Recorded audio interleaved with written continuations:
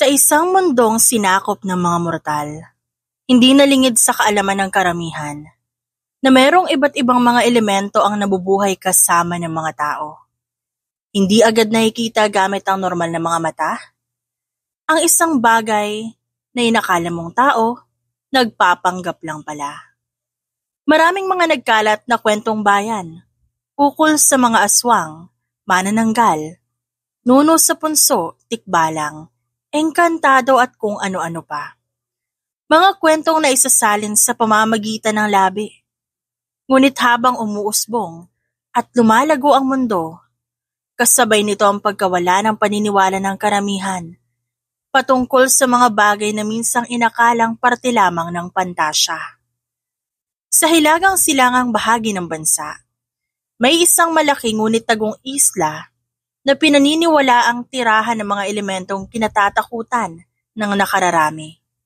Sa kabila ng pag-unlad ng industrialisadong bansa, meron pa rin itong tinatagong sekreto na iilan lang ang nakakaalam. Ang islang ito ay nagangalang Irisha at pinaniniwalaan ng mga matatanda na pinamumugaran ng mga taong lobo.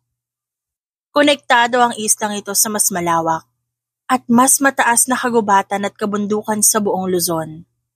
Kung kaya't hanggang ngayon, pinag-iingat pa rin ng mga taong nais pumunta sa mabubundok at matataas na lugar.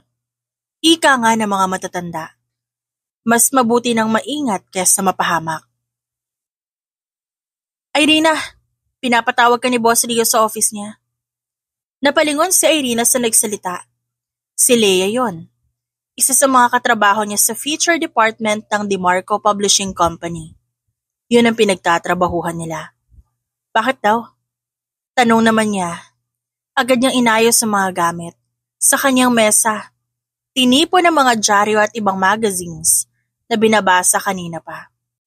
May tinatapos kasi siyang feature article at deadline na niyon sa Biyernes, kung kaya't medyo gahol siya ngayon sa oras. Kibit-balikat ang itinugod sa kanya ni Leia at muli itong bumalik sa harap ng computer nito. Hindi niya maiwasang kabahan.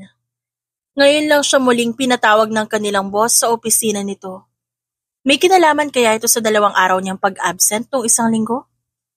Hindi naman niya sinadya yun. Kinailangan lamang na mag-take over sa pagbabantay sa kanyang ina sa ospital dahil naka-duty ang kapatid niya sa trabaho. Napa-sign of the cross siya bago tuluyang pumasok sa opisina ng kanilang boss. Good afternoon, Sir Rio. Pinapatawag niyo raw ho ako. Kabadong tanong niya dito. Sa kabila ng pagkabog ng kanyang dibdib, sinikap niya pa rin hindi maotal. Ngumiti naman ang kanyang boss nang mag-angat ito ng tingin sa kanya. Tila ba nagliwanag ang madilim na mundo ni Irina nang masilayan ang gwapo nitong muka. Si Rio DeMarco, ang pinakabatang anak ng pamilya DeMarco.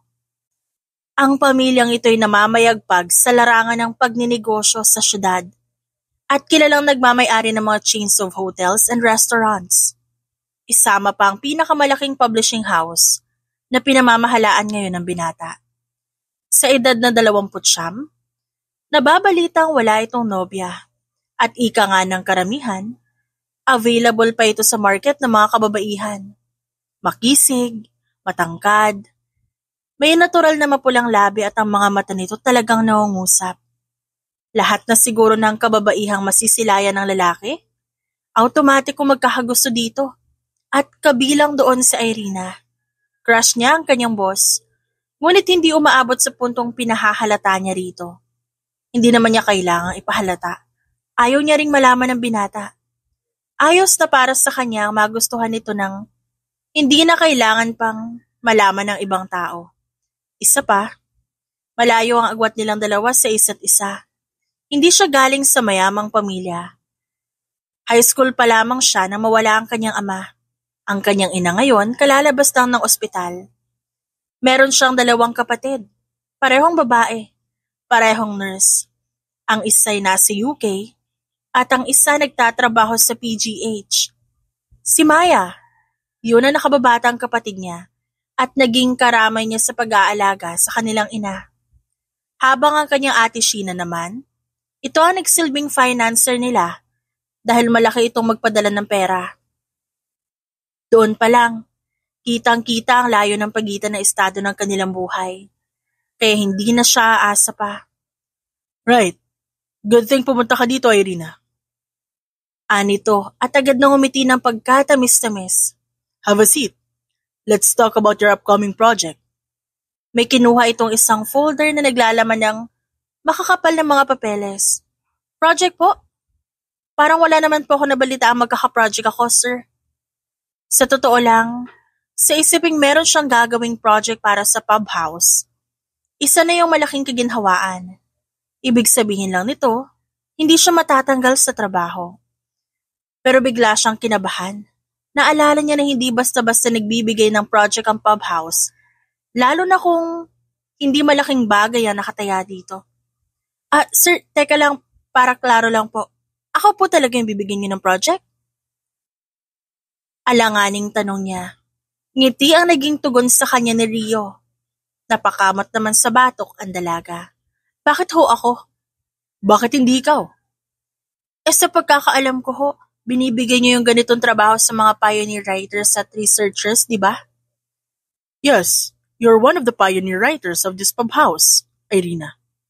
Baka nakakalimutan mong 4 years ka na nagtatrabaho dito. You're doing your job very well, and I couldn't stand seeing you stuck in that writer position. Alam ko malaki ang sinasahod mo, but I want to see you progress and grow so much this year. It is still October, pa-year-end na, and I want to promote you as the head of the feature department by the end of the year, only if you finish your project successfully before November ends. Nanlaki ang mga mata ni Irina sa narinig. Hindi niya akalaing marinig niya yon mula sa kanyang boss. Sa totoo lang, isa sa mga pangarap niya ang makakuha ng promotion sa trabaho. At mukhang ito na ang pagkakataong hinihintay niya. Agad siyang umupo ng maayos upang marinig ang mga susunod na sasabihin pa ni Rio. Ano po bang gagawin ko, sir? Hindi ko naman siguro kailangan pumunta ng Mindanao at sumuong sa mga gerang nagaganap doon, ano po? Agad namang umiling si Rio at itinuro ang folder na hawak nito kanina. Kunin mo yung folder na yan. Nasa loob ang mga dapat mong malaman. But to summarize and to give you a little overview, you have to travel from here to Irisha, ang sikat na istang sinasabing napupuno ng kababalaghan. Go there, stay for at least half a month, and write about that enchanted island.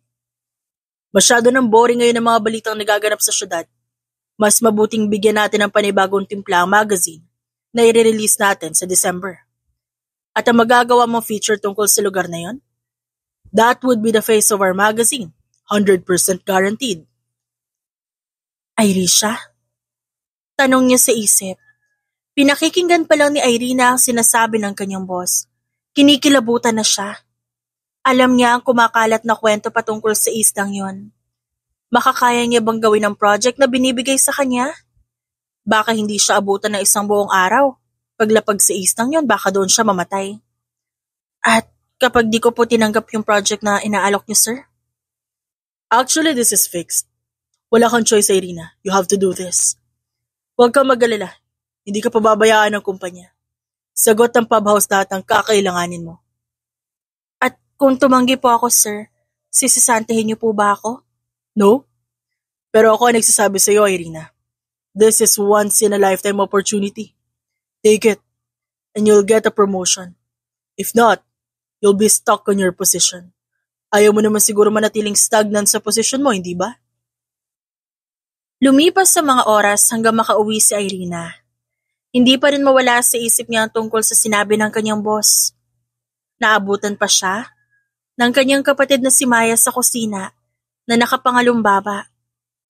Oh, ate, ano nangyari sa'yo? Okay ka lang ba? Tanong nito habang inilalapag ang lagayan ng tubig sa sink. Tumango naman siya at umayos ng upo. Bumaba ang kanyang tingin sa binabasang dokumento tungkol sa Irisha. Sandali namang sumilip si Maya doon. Hindi nito naiwasan na maging kuryoso. Ano yan ate, tungkol ba sa Irisha? Yan di ba yung isa na palaging kinukwento ni Papa sa atin ng bata pa tayo? Isang marahang tango ang ginawa niya. Naalala niya pa noong elementarya pa lang sila ni Maya. Tuwing gabi, Ang kanilang ama ang nagkukwento sa kanila tungkol sa isang isla na pinupuno ng kakaibang mahika. Alam niya namang fiction story lang yon at gawa-gawa lang ng kanyang ama kaya hindi niya sineryoso. Sa isip ni Irina, malamang isa lamang yun sa parte ng kwentong hinabi ng kanilang ama. Manunulat din kasi ito katulad niya.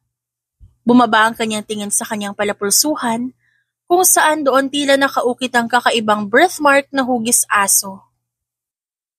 Kagat-labing pinagmasdan niya ito at hinaplos. Hindi ganoon katingkad ang birthmark na yon. Pero may mga pagkakataong tila ba nakakaramdam siya ng pagkapaso sa hindi may paliwanag na dahilan. At habang tumatagal, mas nagiging visible ito sa kanyang paningin. Ipinagsawalang bahala niya yon. At binalingan ng tingin ang kapatid. Maya, binigyan ako ng offer ng boss ko na pumunta sa islang to. At magsulat ng feature patungkol sa mismong isla, kapalit ang promotion. Sa tingin mo ba dapat kong gawin o tanggihan? Napahinto ito sa pag-inom ng tubig at diretsong tumitig sa kanya. Sa totoo lang ate, medyo risky. Alam mo naman na maraming kwentong kung ano-ano patungkol sa lugar na yan, di ba? Sandali itong huminto at pinagpatuloy ang pag-inom ng tubig. Kalaunan, nagsalita itong muli. Pero ikaw ba? Anong gusto mo? Hindi sumagot si Irina. Tinitimbang niya sa puso't isip ko anong desisyon ang gagawin. Umupo naman siya sa tabi ni Maya at pagkatapos, tinapik ng marahan ang kanyang balikat. Sundin mo kung anong sinasabi ng puso mo. Para sa bandang huli, di ka magsisi. Anito. At pagkatapos, pumasok na sa sarili nitong silid. Isang linggo ang lumipas at kasalukuyang nakatayo ngayon si Irina sa tapat ng isang bangkang de motor na gagamitin niya patungo sa Isla Irisha. Malakas ang hampas ng alon sa dalampasigan dahil malakas ang hangin. Medyo madilim ang kalangitan dahil sa mga ulap na bumabalot sa kalawakan. Sa kanyang tabi naroon si Rio de Marco, nakatayo, nakapamulsa. Napakasimple ng postura habang nakamasid sa karagatan. Humugot siya ng malalim na hininga at tumingin sa kanyang boss. Sir, kapag ako hindi nakabalik ng buhay, ikaw na bahala sa pamilya ko ha. Ikaw nang bahala magpaliwanag sa mama ko kung ano nangyari sa akin. Puno ng determinasyong saad niya. Narinig niya mahinang pagtawa ni Rio. Nang bumaling siya dito, napansin niya ang kislap ng mga mata nito na tila ba aliw na aliw sa kanyang sinabi. Walang mangyayari sa iyo, Irina. You'll be okay. Makakabalik ka na ligtas. Mapopromote ka. Stick to positivity. 2 weeks is not that long. Kailangan mo lang makilala ang Isla Irisha and then you'll go back home after. Pinilit niya sundin ang sinabi ng kanyang boss. Tama naman ito. Kailangan niyang maging positibo. Isa pa, wala siyang makakasama sa islang yon. Siya lang mag-isa. Kung titignan nga, dinaig niya pa ang mga makalumang researcher na maghahanap ng kayamanan sa ilalim ng lupa. Pinagbigyan naman siya ng kanyang boss na mag-aya na makakasama doon. Pero lahat tumanggi sa kadahilan ng busy raw ang mga ito sa kanilang articles. Kaya wala siyang nagawa kundi tumuloy mag-isa.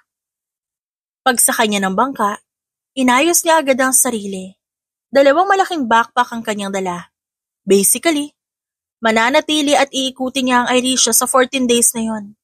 At wala siyang idea kung anong mga bagay na kakaharapin niya oras na tumapak siya sa lupaing kinatatakutan ng mga tao.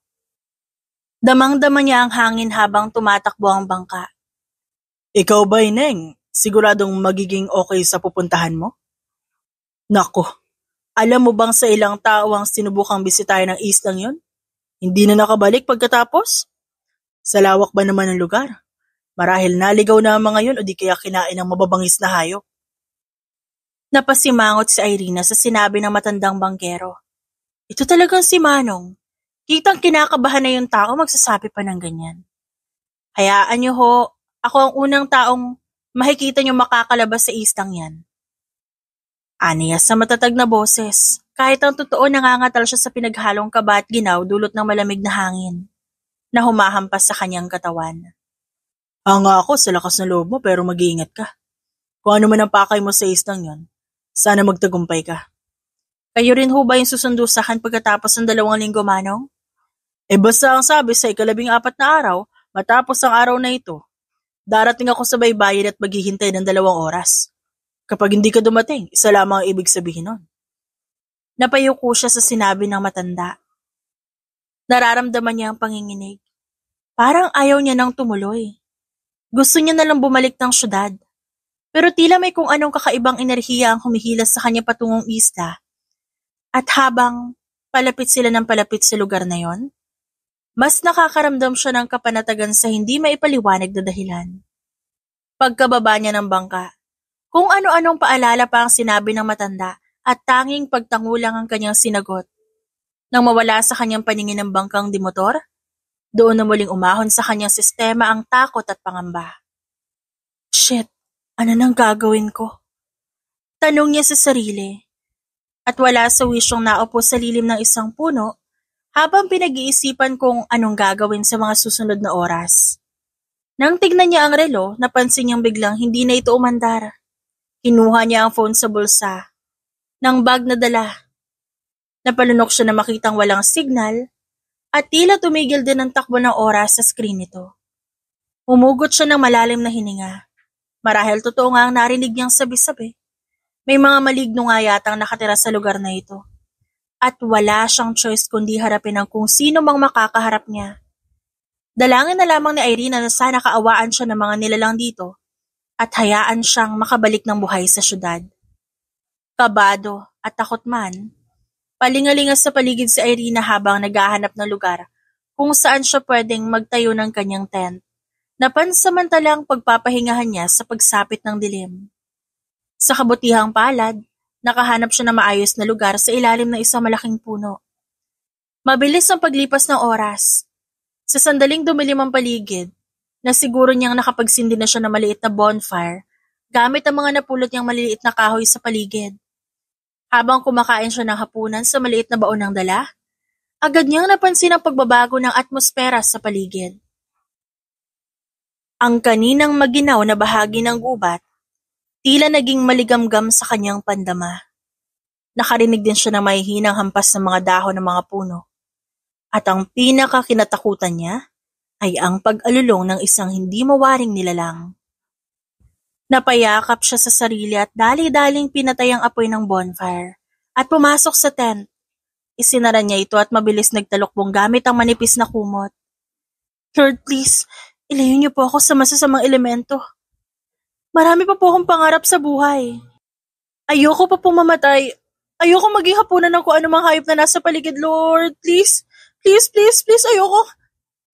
Napahinto siya sa pagsasalita ng mahina nang maramdaman niya ang pag-angat ng kanyang tent sa ere. At sa kaunti-unti niyang naramdaman ang pagkawala ng kumot sa kanyang katawan.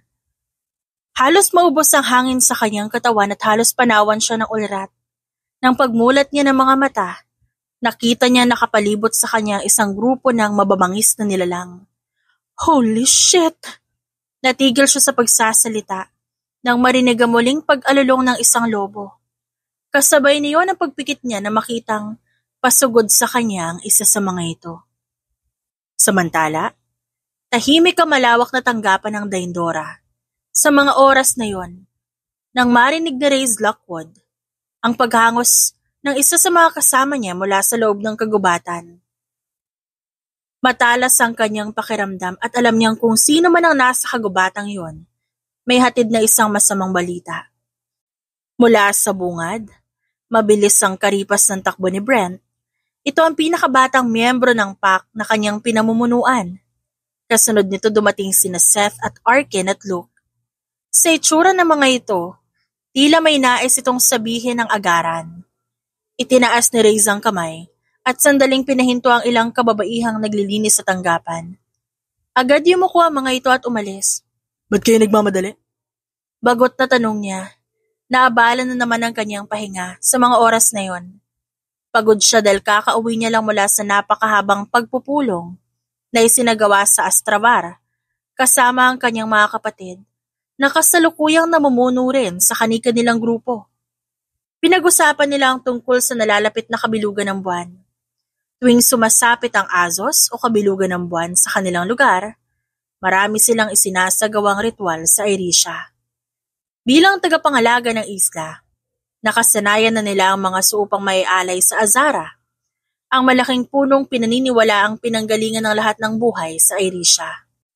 Ilang taon nang nananahimik ang isla, walang sino man ang nakapagwasak muli ng kapayapaan, at walang mga mortal ang nakapasok muli rito matapos ang ilang taong pamamahala ng magkakapatid na Lockwood. Bilang panganay, si Reza namamahala sa sentro at silangang bahagi ng lugar, samantalang ang kanyang tatlong kapatid nakabantay sa mga natitirang lokasyon ng Hilaga, Kanluran at Timog. May nakapasok na mortal sa bukana ng dalampasigan. Hinihingal na imporma sa kanya ni Brent. Mabilis siyang napaayos ng tayo nang marinig yon. Di niyo pa tinaboy. Pagalit niyang sagot sa binatilyo. Napayuko agad si Brent. Sa itsura nito, tila may gusto pa itong sabihin. Di pwede, Race. Si Seth ang sumagot at naglakad palapit sa kanya. Si Seth ang sumunod sa ranggo niya bilang alpha. Tumaas ang kilay ni Reyes. At bakit? Kailangan ba sa tuwing may nangyayaring di maganda ako lulutas ang gusot sa lugar na to? Wala ba kayong sariling pag-iisip?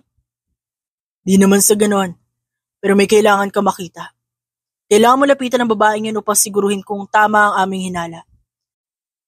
Kailangan na mismong punong bantay ang magtungo roon.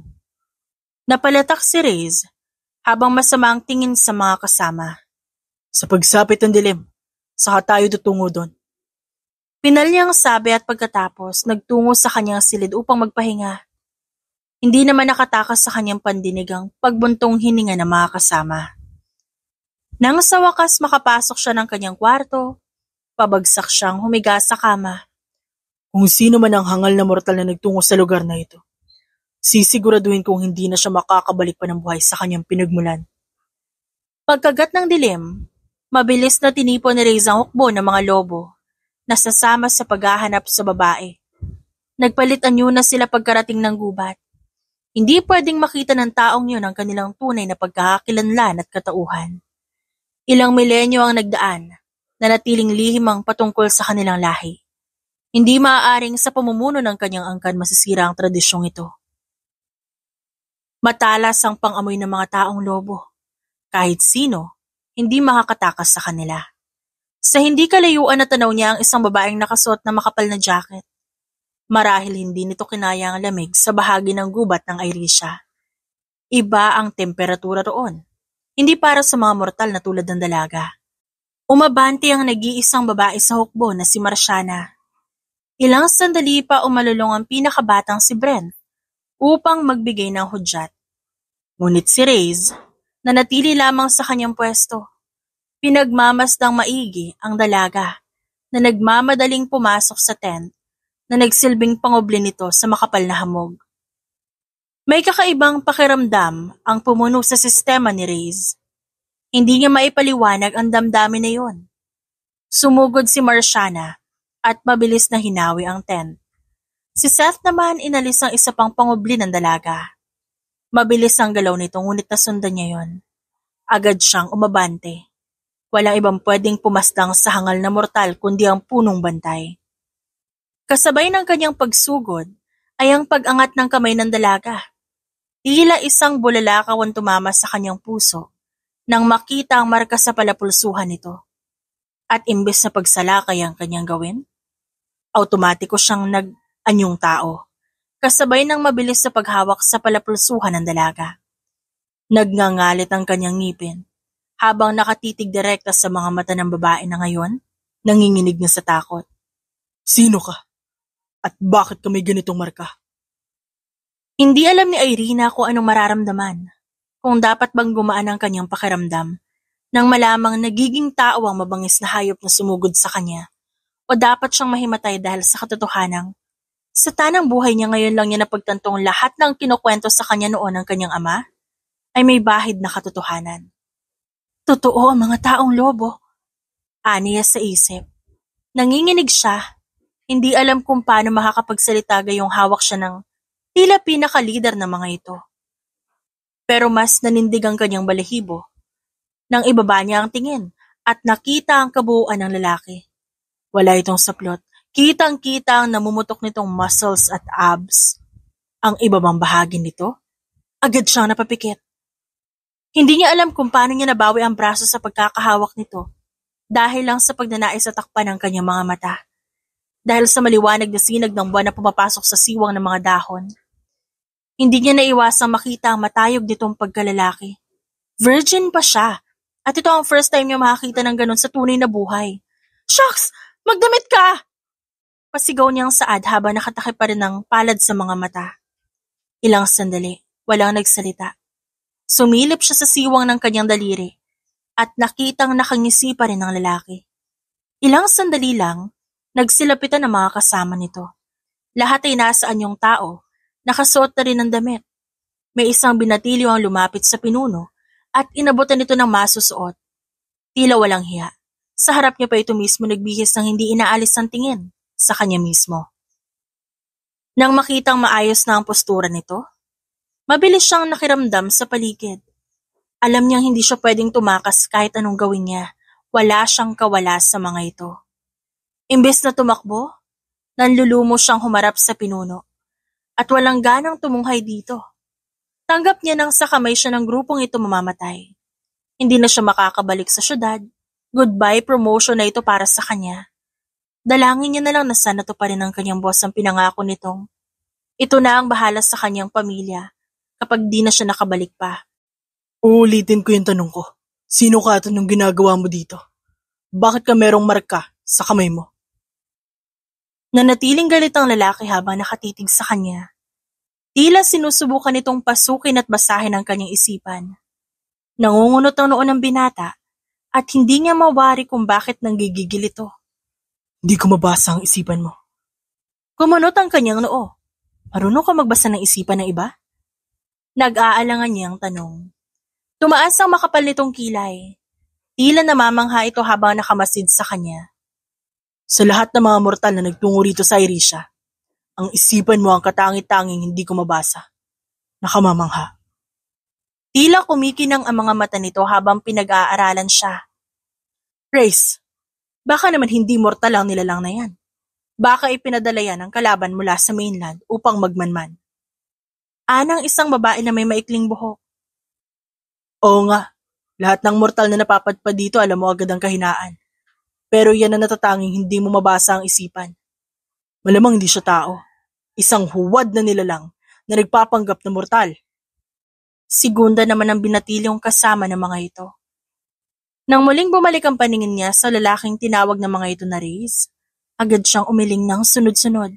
Hindi tao ako, mortal ako, nandito ako dahil... Napahinto siya nang biglang maalala ang gagawin. Paano ba niya ipapaliwanag sa mga ito na narito siya sa Irisha para lamang pag-aralan ng buong lugar at i-feature ito sa magazine ng kanilang publishing house? Nandito ka dahil? Nandito yan para sirain ang balanse ng Irisha. Malamang pinadala yan ng kalaban race. Di mo ba nakikita? Lumapit ang babae at akmang hahawakan siya sa braso. Ngunit tila may proteksyon na humarang dahilan upang tumilapon ito sa malayong bahagi ng gubat. Nagulat ang lahat, maging siya napatulala. Hindi niya alam kung paano nangyari yon. Narinig niya ang pag-alulong ng isang lobo sa malayo. Marahil, yun ang babaeng tumilapon. Agad na lumapit ang mga kalalakihan at pinagmasdan siyang maigi. Wala akong ginawa Hindi ko alam kung paano nangyari yun. Wala akong kasalanan. Sorry na. Mangiyak-ngiyak niyang sabi at halos magmakaawa na. Anong ginawa mo kay Marciana? Galit na wika ng isa pa. Akmang susugod dito nang biglang magtaas ng kamay si Reyes bilang pagpigil. Huwag niyo siyang galawin. Anito sa mas kalmado ng tono. Reyes, sinaktan ng hangal na yan si Marciana. Dapat nagagalit ka. Tumigil kayong lahat. Kailangan na nating bumalik ng Daindora. Nang sa ganon, mas ma-inspeksyon pa natin ang mortal na ito. Walang aangal sa desisyon ko. Kitang-kita ang pagkadismaya ng mga ito sa kanilang pinuno. Palampasabing agad siyang hinigit ng mga lalaki sa magkabilang braso at hinila na parang isang preso na itatapon sa kulungan ng mga leon. Hindi naman kalayuan ang kanilang binaybay. Agad nilang narating ang lugar na tinawag ng pinuno na Daindora. Ito ang sanktuaryo ng grupo. Sa kabila ng kadiliman ng lugar, makikita ang magagandang ilaw na nakasabit sa mga cabin na nagsisilbing kabahayan ng mga ito. Sa gitnang bahagi naroon ng isang mas malaking bahay na gawa sa matitibay na puno, fully furnished, at makikitang napakakintab ng sahig, at malinis ang bawat sulok ng kanto nito. Ito ang tanggapan ng Daindora. Dito rin ang tirahan ng punong bantay. Pansamantala dito ka tutuloy habang ikaw ay nananatiling bihag. Mahinhing saad ng isang babae na nag-abot sa kanya ng mainit na tasa ng kape. Maraming salamat. Aniya pagkatapos tanggapin ang ibinigay nito. Pinagmasdan niya ang dalawa pang kababaihan na panayang linis sa mga muebles na tila ba ayaw ng mga itong madapuan ng alikabok ang mga kagamitan doon. Pwede ba ako magtanong? Mahina niyang saad bilang pagkuha ng atensyon sa mga ito. Katulad niyo rin ba sila? Bumaling siya sa grupo ng mga kalalakihan na nagtitipon sa isang bonfire. Mas mukhang maayos na ang itsura ng mga ito dahil nakabihis na ng maayos na kasuotan. Kasalukuyang nagpupulong ang mga ito kasabay ng pag-iinuman. Hindi. Katulad mo mga mortal lang din kami. Napansin ng isa na tila nag-aalangan siya sa pagtatanong, kaya tipid itong ngumiti. Pero may kaibahan kami sa mga normal na mortal. Nagkataong dinala kami ng tadhana dito sa Daindora upang makilala ang nakatakda naming mapangasawa. Mahinhing tugon naman ng isang babae na nagpakilala bilang Naya. Anong ibig niyo sabihin? Umupo ang isang babae at tumingin sa kanya ng diretsyo. Lahat ng babae dito maliban kay Marciana, ipinanganak na mortal. Ang kaibahan lang namin sa mga normal na tao, lahat kami merong marka na nagdala sa amin sa lugar na ito. Marka? Naguguluhan pa rin siya sa tinutukoy nito. Marahan namang inangat ni Amila ang sleeve ng suot nitong damit at sa palapulsuhan nito meron doong birthmark na halos kaparehong-kapareho ng sa kanya. Ngunit napansin niyang may kung anong maliit na marka sa ilalim ng birthmark nito. Kumalabog ang kanyang puso. Sandali, meron din akong ganyang marka. Aniya at agad pinakita ito sa mga babaeng agad na mga nagsilapitan. Nang makita ng mga ito ang kanyang marka, nagsinghapan ng mga ito at dali-daling yumukod sa sahig. Teka, ano bang ginagawa niyo? Nanatiling nakayuko ang mga ito sa kanya. Kinakabahan siya dahil baka may ginawa siyang kasalanan. 3 hakbang na umatras sa mga ito at pagkatapos nagangat ng ulo, sa sabay-sabay na pagkakataon. Ikaw ang matagal nang hinihintay ng punong bantay. Ano bang sinasabi niyo? Hindi ko kayo maintindihan. Ikaw ang itinakdang mapangasawa ni Reyes Lockwood, ang punong bantay ng Daindora. Iyong lalaki nagdala sa'yo dito kanina, yun ang tinutukoy ko. Sabi ni Amila sa seryosong paraan. Tila ng lamig ang sikmura ni Irina sa narinig. Maya-maya natawa siya at napailing-iling. Sandali, huwag niyo naman akong daanin sa joke time, oh. Di pa nga ako nakaka-move on sa mga nalaman ko, tapos sasabihin niyo sa akin na, mapapangasawa ko ang lalaking yun? Wala po, hindi. Ang iyong marka sa palapulsuhan, ang palatandaan na ikaw ay katulad namin. Isa ka sa amin at magiging parte ka ng Irisha. Anong ibig niyo sabihin? Hindi na ako makakaalis dito? Pagtango ang itinugon sa kanya ni Amila. At kahit subukan mong tumakas, wala ka magagawa. Si Reyes Lockwood ang pinakamalakas sa tagapamahala ng Irisha. Hinding-hindi ka makakaalis sa lugar na ito nang walang pahintulot niya. May kung anong kabang umahon sa kanyang sikmura. Napahawak siya rito at dali-daling lumabas ng tanggapan. Nagtungo siya sa madamong bahagi at doon dumuwal. Naghalo-halo na ang kanyang naramdaman. Natatakot siya at wala man lang siyang magawa. Ayos ka lang ba? Napaigtad siya nang marinig ang malalim na boses ni Reyes. Napaatras siya habang pinupunasan ang kanyang bibig. Kaya mo ba ako binihag? Dahil sa markang nasa kamay ko, ha? Diretsahang tanong niya sa lalaki. Ngumisi ito at sandaling bumaling sa mga babaeng kasama ng kani-kanilang mga asawa. Sa mga lalaking naroon, tanging si Seth at Brent ang wala pang kapares. Ganon din si Marciana na hanggang ngayon masama pa rin ang tingin sa kanya. Tila galit ito sa nalaman. Pagkakamali ito, Reyes. Nandito ako para gawin ang trabaho ko. Nandito ako para alamin ang mga bagay patungkol sa Irisha. Magsusulat ako ng article at ipapasa sa boss ko. Wala akong planong manatili dito habang buhay kasama mo. Ayoko. Hindi ako para dito, hindi ako ang sinasabi nilang itinakda para sa'yo. Aniya, habang hinahabol ang sariling hininga. Nakangising lumapit sa kanya ang lalaki. Marahang inilapit ito ang kamay at hinawakan siya. Inangat ito ang palapulsuhan niya at pinagmasdan ng markang naroon. Ilang taon ako naghintay, Irina. At tama ka, ang markang ito ang patunay na pag-aari kita. Mabilis niyang iwinaksi ang pagkakahawak nito. Pero masyadong mahigpit ang kapit ng lalaki. Bitiwan mo ko! Babala niya dito. At kung di ko gawin? Mapang-asar nitong tanong. Hindi ako magpapakasal sa'yo. Umalakak naman si Ray sa sinabi niya. Kahit anong gawin mo, at subukan mong tumakas at tumanggi. Ang markang meron ka nagpapatunay na magkabigkis ang ating tadhana. Para sa'yo ako at para sa akin ka. Matagal ako naghintay at ngayon nahanap na kita. Hindi na kita pakakawalan. Aalis ako dito. Hindi mo ako pwede ikulong dito at gawing bihag. May buhay ako sa syudad. Naroon ang pamilya ko. Pinagtaasan lamang siya ng kilay ng lalaki. At pagkatapos agad siya nitong tinalikuran. Paglapit ito sa mga kasama, nagsalita ito. Bantayan yan. Huwag hayaang makalayo ng Daindora. Oras na mapasakamay siya ng kalaban at makita ng mga kapatid ko. Baka magkainitan pa kami ng dugo.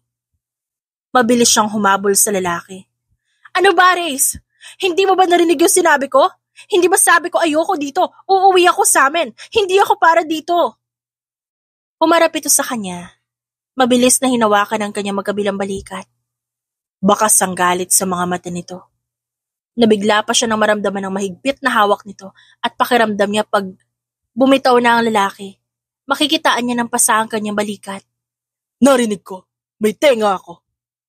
Nakakarinig ako. Pero na ba sinabi ko? Nandito ka na at hindi na kita pakakawalan. Naramdaman niya ang pag-init ng gilid ng kanyang mga mata. Unti-unting pumatak ang luha sa kanyang pisngi. Hindi siya kumurap. Pinakita niya pa ring matapang siya. Pero sa kabila na nakita ni Reyes, hindi pa rin ito natinag. Tila manhid ito sa nararamdaman niya. Dito ka lang. Huwag kang umalis. Kapag napunta ka sa ibang hukbo, ikaw ang kawawa. Pagkatapos itong magsalita, agad itong tumalikod. Bakas ang pagkadismaya sa ekspresyon nito. Agad na sumunod si Marciana sa lalaki. Kasunod din ito ang iba pang miyembro ng grupo. Maliban kay Seth, na sandaling nagpaiwan. Pagpasensyahan mo na si Reyes. Ganun lang siya kapag di niya makontrol ang galit na nararamdaman niya. Nasa mga mata nito ang pakikisimpatya bago umalis at sumunod sa mga kasamahan. Lumapit naman agad ang babae sa kanya, kabilang si Naya at Amila. Nangakmang hahawakan siya ng mga ito sa balikat. Napaatras si Amila nang may kung anong enerhiya ang nagpalayo sa kanya kay Irina.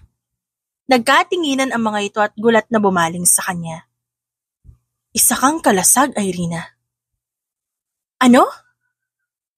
Nagpupunas ng luha na tanong niya. Ang iyong kapangyarihan. Kakaiba ka. Isa kang kalasag. Natutuwang saad ni Naya. Ang sabi ng mga matatanda, mas lalong magiging makapangyarihan ng isang punong bantay kung ang kanilang mapapangasawa ay may natatanging abilidad. Ikaw ang magsisilbing proteksyon ng ating grupo laban sa mga kaaway nito. Dahil sa paliwanag ng mga kasamahan, paunti-unti naintindihan ni Irina kung ba't ayaw siyang paalisin ni Reyes. Ngunit hindi pa rin naaalis sa isip niya ang kagustuhang umalis sa lugar na ito. Ilang gabi ang nagdaan. Binilang niya ang mga lumipas na araw. Napapabuntong hininga na lamang siya dahil wala siyang nagagawang kahit ano. Sa gabing yon, nakaupo siya sa bungad ng tanggapan at pinagmamasa ng mga bituin sa kalangitan. Marami siyang gustong gawin ngunit nanlalabo ang kanyang isipan. Overwhelmed ang kanyang buong sistema sa mga nangyayari. Gusto niyang kausapin si Reyes, pero umiiwas ito sa kanya. Sa hindi kalayuan, nakatanaw sa kanya si Marciana. Tulad ng dati, may galit sa mga mata nito. Ilang sandali, naglaho ito sa dilim kasabay ng pag-alulong ng isang lobo sa malawak na kagubatan. Pumasok na rin siya sa silid na nakalaan para sa kanya upang matulog. Ang kaso, ilang sandali lang ang lumipas, hindi pa man siya dinadalaw ng antok. Nakarinig siya ng kaguluhan sa labas. Napabalikwas siya ng bangon dahil sa malakas na sigawan. Ilabas mo ang bisita mo rito, Reyes. Kailangan ko malaman kung sa'yo ba talaga itinakda ang babaeng dumating dito sa Irisha. Sumilip ng dahan-dahan sa pintuan si Irina at pinagmasdan ng grupo ng bagong dating na mga lalaki. Mukhang isa itong wolf pack na may sadya sa punong bantay ng Daindora. Wala kang kinalaman kay Irina, Sid. Umalis ka na dito. Bumalik ka na sa mainland habang mababa pa ang tubig sa karagatan. Ngumisi naman ang lalaking nagngangalang Sid at inilibot pa ang paningin sa paligid. Saan mo tinatago ang babaeng yan? Ilabas mo siya. Hindi ko gagawin yun, Sid. Nagpapahinga na ang bisita ko. Umalis ka na habang di pa ako nagagalit sa'yo. Kung bibisita ka, dapat nagsasabi ka. Hindi yung bigla kang pupunta. Napasinghap si Irina na makita ang pagbabago sa mga mata ni Sid. Kung wala kang tinatago, Reyes, ipakita mo sa akin ang babaeng yan. Hindi mo po pwedeng angkinin ng isang babae porket sa teritoryo mo siya nagtungo. May karapatan na lahat ng mga alpha upang suriin kung talagang itinakda para sa iyo ang babaeng yon. Irina, halika na. Hindi ka pwedeng makita ni Sid Arcana. Muntik siyang mapatalo nang marinig ang bulong sa kanya ni Amila. Sino ba sila? Isang grupo ng mga taong lobo na namamahala sa mainland. Bakit sila nandito? Marahil nakatunog sila na may bagong dating na mortal sa isla ng Irisha. Kailangan nilang suriin kung may katotohanan kay Reyes kahit tinakda. Kasi kung hindi kukunin ka nila at ikukulong, maghihintay ng panibagong alpha na siyang nakatakda talaga para sa'yo. Halika na, kailangan kitang itago. Ngunit naputo lang sasabihin ni Amila nang biglang dumating si Marciana. Hindi siya nito hinawakan, hindi rin ito lumapit. Nakamasid lang ito sa kanya, habang may malawak ng ngisi sa labi. Hindi ba mas mabuti kung lumabas ka doon sa ganon? Mabilis matapos ang gusot sa pagitan ni Reyes at Sid. Taas kilay na saad nito.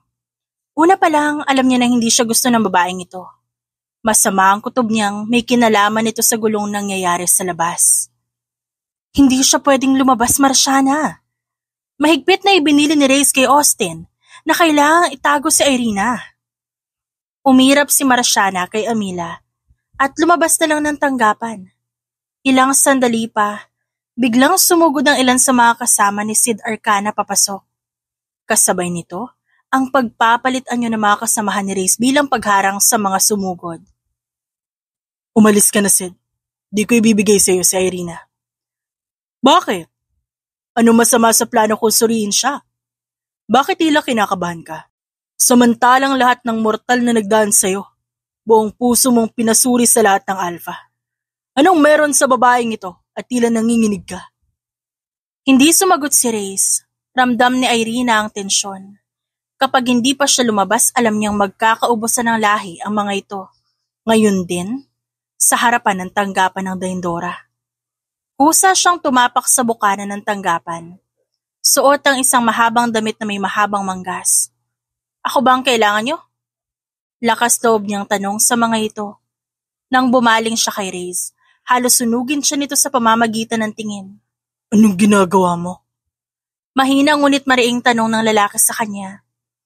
Nandito ako para itigil ang kaguluhang ito.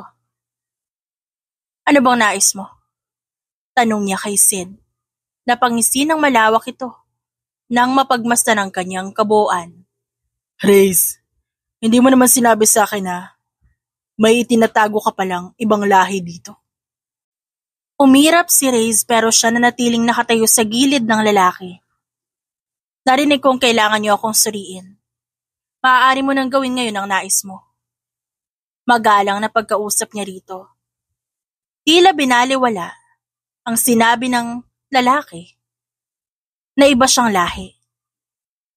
Hindi mortal ang tukoy nito sa kanya. Sandaling tumitig sa kanya ito at ilang sandali humalakhak. Isang kakaibang nilalang na hindi natatakot sa mga lobo. Hindi ba ang uri ninyo'y kalaban namin? Nakamamangha.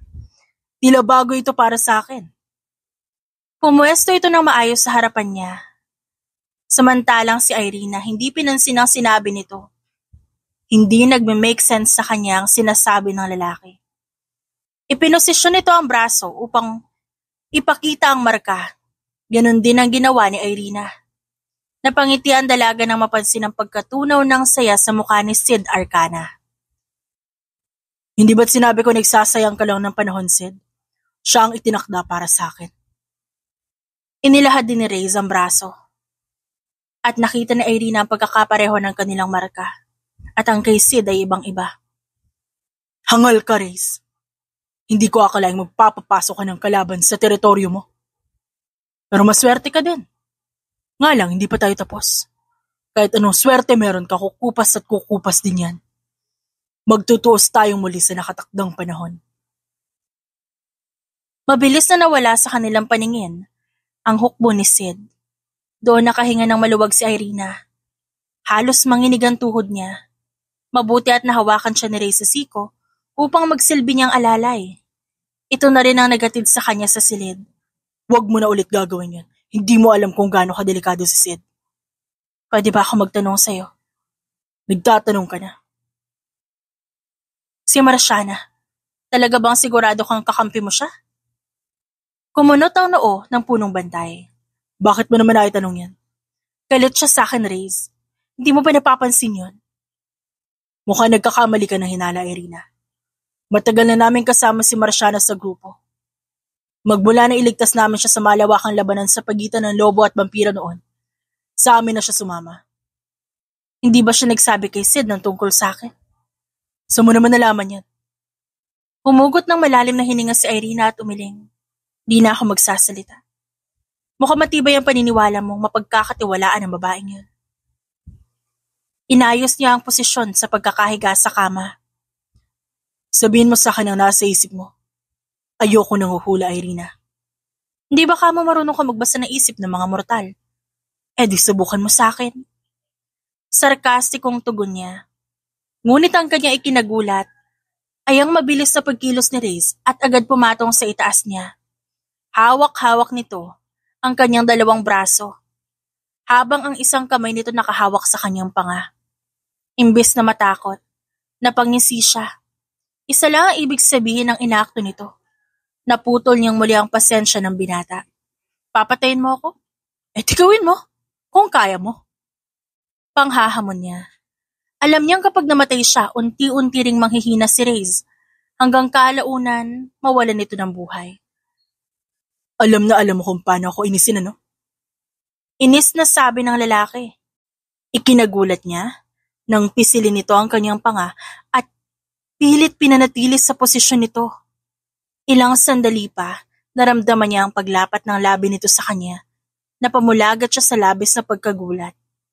Nang matauhan, agad niyang hinampas-hampas ang likuran ng lalaki. Ngunit pinagpatuloy nito ang ginagawa. Nang lumayo ito, nakangisi na ito sa kanya. Ano, iinisin mo pa ako ulit? Samantalang siya hingal na hingal at hindi makasagap ng hangin dahil sa diin ng pagkakahalik nito. Fuck you! Aniya. Gusto mo? Ngising tanong nito kaya nanlaki ang mga mata niya. Bumangon ito sandali at mabilis na hinubad ang suot na pang-itaas. Bago pa siya makatayo, muli siya nitong hiniga ng pilit sa kama. Sa labis na takot na pwedeng mangyari, doon na siya napaiyak. Dinig na dinig ang kanyang mahihinang hikbi. Agad na napahinto sa pagiging agresibo si Reyes. Tulala itong napatitig sa kanya. Kitang-kita nito ang pag-agos ng luha sa gilid ng kanyang mga mata. Pasensya na. Mahinang sambit ng lalaki at pagkatapos, umalis ng kama. Sinuot nito ang damit at walang salitang tuluyang lumabas doon. Napaupo sa kama si Irina at tuluyan siyang napaiyak. Ilang araw din niyang pinigilang magpakawala ng emosyon. Maraming bagay ang tumatakbo sa kanyang isipan. Hinayaan niyang maubos lahat ng luha sa kanya. Sa pag-iyak sa mga oras na yon, saka lang siya nakatulog na makaramdam ng pagod. Lumipas pa ang ilang araw, nakasanayan niya ng mag-ikot sa Irisha kasama si Amila at ang asawa nitong si Austin. Tila napansin kasi ni Reyes ang pagkukulong niya sa silid matapos ang nangyari sa kanila. Kung kaya pinayagan na rin siya nitong mamasyal, basta may kasama siyang isang lalaki at isang babae. Hindi rin naman nahirapan si Amila na kausapin si Austin patungkol dito.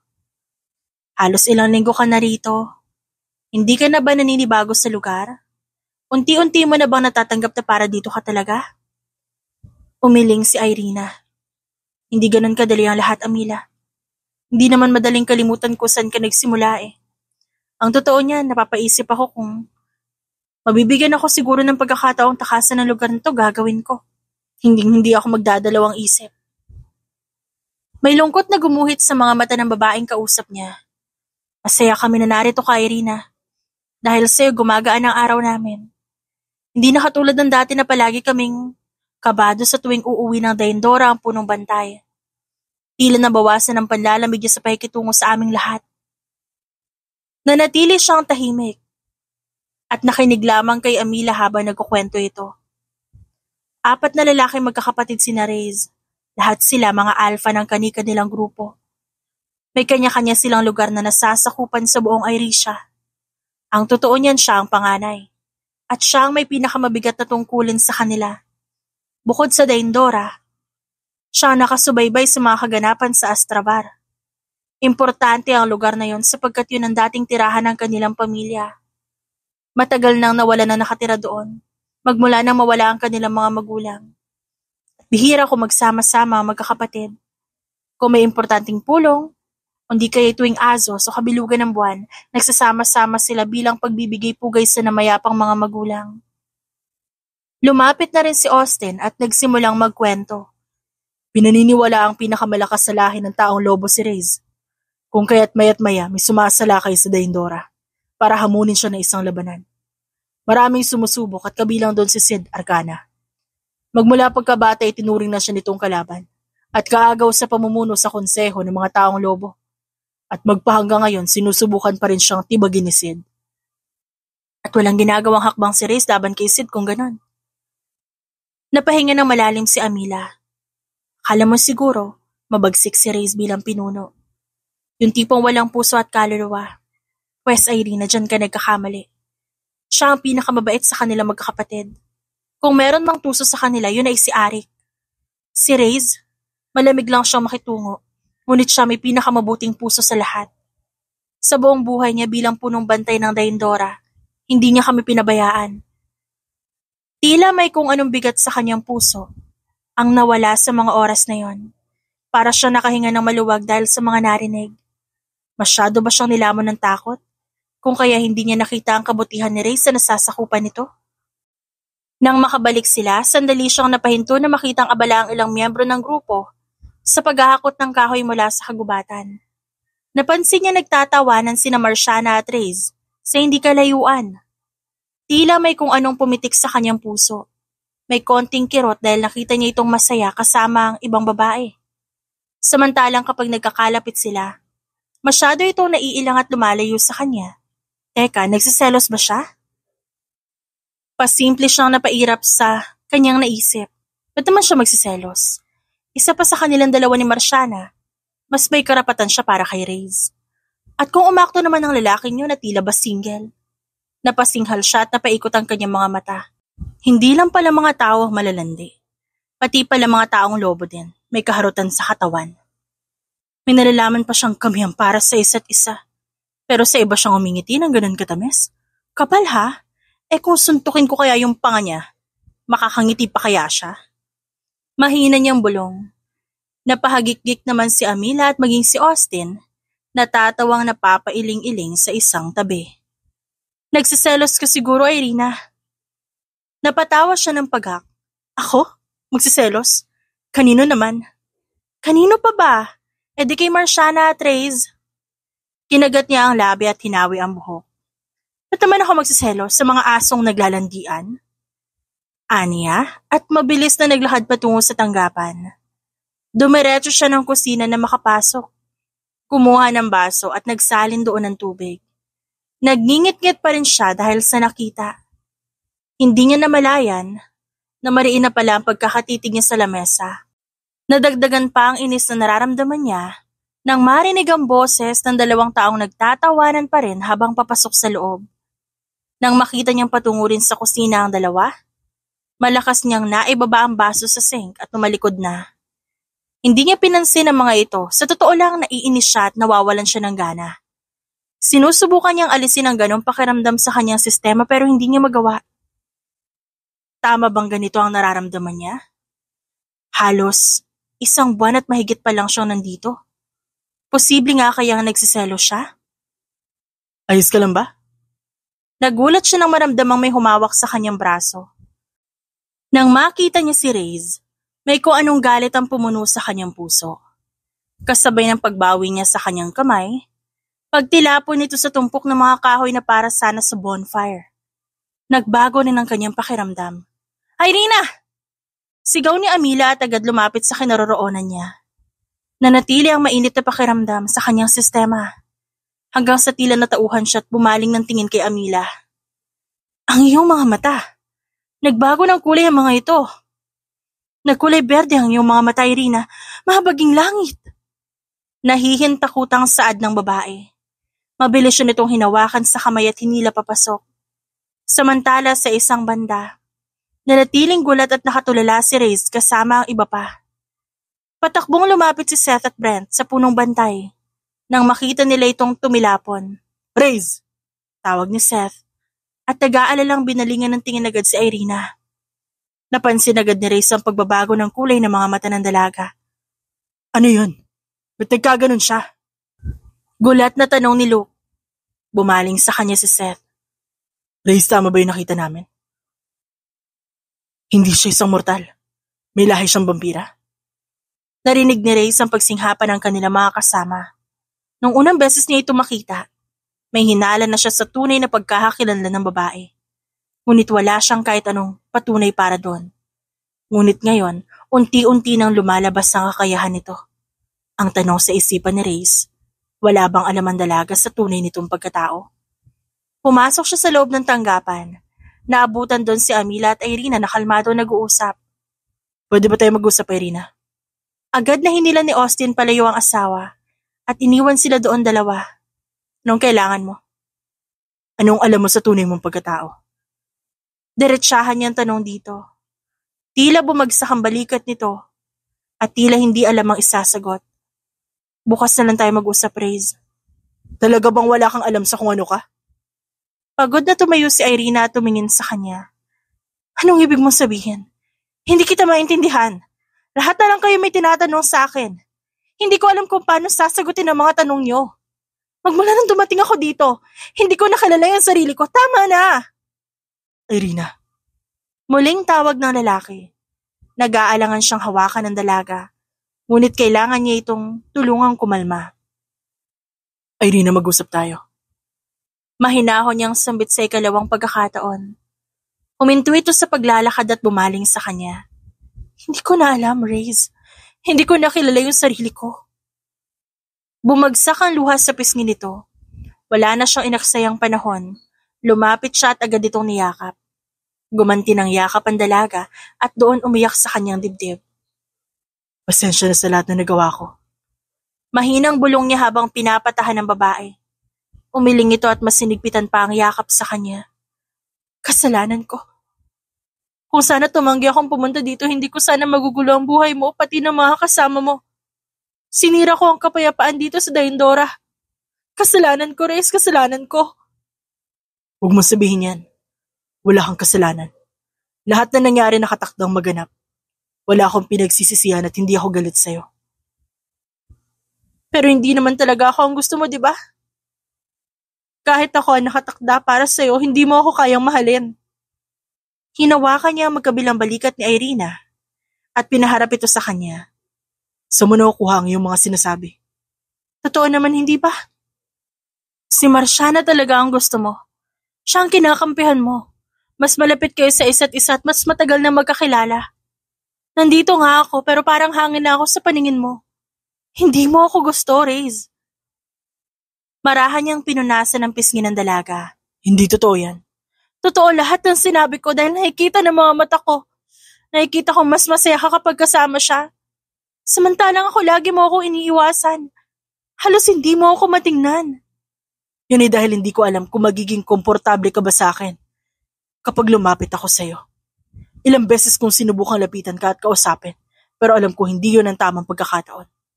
Alam ko masama ang loob mo sa akin dahil sa mga ginawa ko. Unti-unting tumahimik si Irina at nagangat ng tingin kay Reyes. Muling yumuko ang lalaki at pinunasan ng luha sa kanyang pisngi. Sa kanilang likuran, nakita niya ang galit na si Marciana. Ngunit bago pa man lumingon sa likuran si Reyes, bigla itong nawala. Pinagsawalang bahala na lamang ni Irina ang kanyang nakita dahil na rin sa pagod na nararamdaman. Magpahinga ka na muna. Bukas na natin pag-usapan ang mga natuklasan ko sa pagkatao mo, Irina. Inihatid niya ang dalaga sa loob ng silid nito. Akmang aalis na siya nang hawakan nito ang kanyang kamay. Huwag kang umalis. Dito ka lang. Ngumiti na may halong lambing si Reyes at tumango. Ilang linggo ang lumipas, kasalukuyang nagsasanay si Irina sa likurang bahagi ng tanggapan. Kasama niya roon sina Amila at Naya, nang bigla silang makarinig ng alulong ng mga lobo sa kagubatan. Walang ano-ano'y dali-dali silang nagtungo sa harapan, kung saan nakahanda ang lahat sa paparating na labanan. Sumalakay na naman ang grupo ni Sid Arcana, at target niya muli ang Dayndora. Pagbabalita ni Brent, nakararating lang mula sa pagbabantay nito sa teritoryo na sasakupan ni Reyes. Kasama nito sina Luke at Austin. Bakit sila sasalakay dito? Singit naman ni Irina. Baka dahil gusto ko nila makuha. Alam mo, sa tingin ko ikaw talaga ang malas dito sa Dayndora. Hindi na yata talaga kailanman magkakaroon ng kapayapaan dito dahil nariyan ka. Malditang sagot ni Marciana. Biglang nandilim ang paningin niya nang marinig ang sinabi nito. Mabilis niya itong sinugod at sinakal gamit ang isang kamay. Ibinagsak niya ang likod dito sa maalikabok na lupa at diniinan ng pagkakasakal dito. Hindi kita kinakausap. Alam mo, ang tagal ko na nagtitimpi sa'yo. Hanggat may pagkakataon ka palagi mo akong pinag-iinitan. Hindi ko alam kung anong problema mo sa akin. Sasabihin ko sa'yo, magmula ngayon hindi ko na titiisin lahat ng ginagawa mo. Kung kailangan kitang labanan, gagawin ko. Marahil inakala ni Marciana na hindi niya ito papatulan. Yun naman talaga ang plano niya. Pero hindi niya akalaing kasabay ng pagkatuto niya sa kanyang tunay na pagkatao. Lumabas din agad ang kanyang kakayahan bilang kalahating tao at kalahating vampira. Bitiwan mo ako. Alam mo, Irina, kahit kailan hindi kita tatanggapin dito sa Dayndora. Dahil isa kang vampira. Wala kang lugar dito. Hindi darating ang pagkakataon at panahon na tatanggapin kita dahil lang sa katotohanang itinakda ka para kay Reyes. Mamamatay muna ako bago kayo maikasal.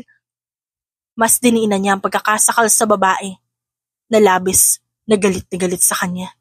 Kung ganun, ako ang papatay sa'yo. Panay ang subok ni Marciana na alisin ang pagkakahawak ni Irina sa kanya. Pero ni sa mga kasamahan nito walang tumulong.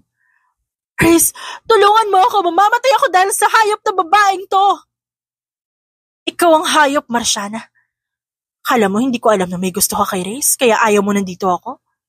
Gusto mong kayong magkatuluyan? Sa tingin mo ba papayagan ko yon? Ngunit natigil ang away na yon nang makarinig sila ng isang malakas na halakhak mula kay Sid Arcana. Nakatutuwang pagmasdan na marunong din pala lumaban ng isang babaeng tulad mo, Irina. Nang lingunin ni Irina si Sid, sandali siyang napatulala na makita kung sino ang lalaking hawak nito bilang bihag. Papa? Napaayos siya ng tayo at halos maluha na makita ang kanyang ama. Irina. Sa pagkakaalam niya, namatay ang kanyang ama bago pa siya tumuntong sa edad na 14. Nasa high school siya noon. Naalala niya pa ang itsura nito. Tila hindi man lang ito tumanda. Napakabatang tignan ng kanyang ama. Kung ikukumpara, parang magkaedad lamang sila. Totoo nga ang sinabi ni Reyes sa kanya, na isa talagang vampira ang kanyang ama at buhay pa ito. Ngunit hawak ito ng grupo ni Sid Arcana. Bitiwan mo ang tatay ko, Sid! Ani yan ang may halong pagbabanta. Ba't ko naman gagawin yan? Ang tagal bago ko nahuli ang iyong ama, Irina. At hindi naman ako tanga para pakawalan ang natatanging tao na magiging dahilan para mapasakin ka. Irina, hayaan mo na ako.